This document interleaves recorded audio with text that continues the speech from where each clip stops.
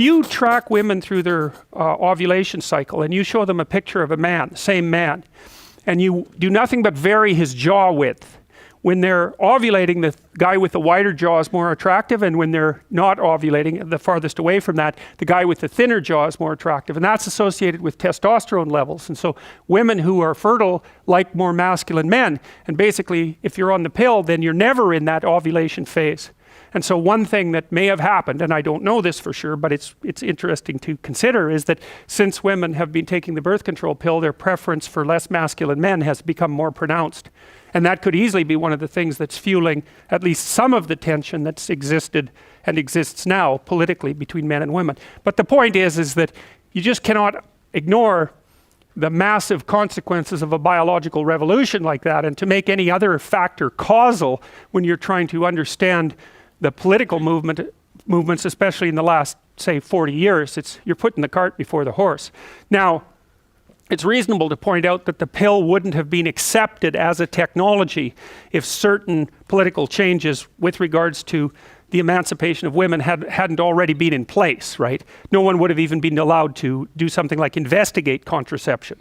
So you can't separate the biological from the political entirely, but it's still very useful to organizing your thinking to realize just how profound a revolution that was. But now back in the Victorian times, see, there's another thing about sexuality. Modern people like to think that there's nothing dangerous about sex, and that is like the stupidest thing you could possibly ever hypothesize, because everything about it is dangerous. It's dangerous emotionally, it's dangerous socially, it's dangerous because of the possibility of unwanted pregnancy, and it's dangerous because of the possibility of sickness, and that's a major one. I mean, so when AIDS emerged in the 1980s, that could have easily killed all of us. Now, the fact that it didn't was wonderful, but it did kill hundreds of millions of people. So it was no joke, it was a big deal, and AIDS mutated to take advantage of promiscuity. And so the relationship between sexual behavior and the transmission of disease is actually mediated at the biological level. But anyways, back in the 1890s, they had the same problem, right? They had the problem with syphilis.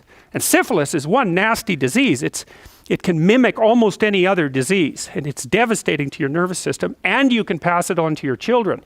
And so part of the reason that sexuality was heavily repressed in the Victorian period was not only because of the possibility of unwanted pregnancy, the relative poverty of people. You know, back in 1895 in Europe, the average person lived on less than $1 a day in modern terms. You know, it's almost impossible to understand how poor people were. And so sex in a poverty-stricken place is also a lot more dangerous than it is in a rich place, because especially if given the lack of employment opportunities for women back in the Victorian period, if you happened to get pregnant out of wedlock, you were in serious trouble. And so the fact that sexuality was repressed is hardly a surprise, because it was so difficult to integrate into the full-fledged personality, you know, and as it still is.